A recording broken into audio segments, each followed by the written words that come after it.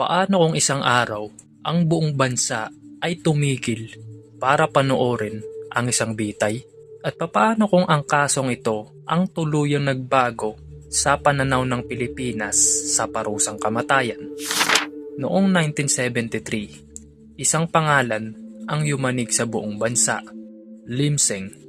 Si Lim Seng ay isang drug trafficker na huling may dalang mahigit 1 kilo ng heroin sa kasagsagan na mahigpit na kampanya ng pamahalaan laban sa droga.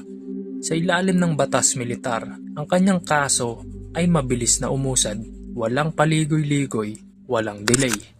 At noong January 15, 1973, si Lim Seng ay binitay sa pamamagitan ng firing squad sa harap ng media at piling opisyal.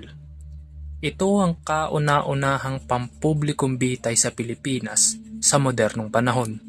Isang malinaw na mensahe ng Estado, walang sinuman ang lampas sa batas.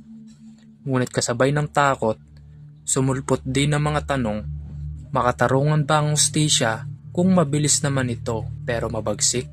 At sapat ba ang kamatayan bilang solusyon sa mas malalim na problema ng lipunan?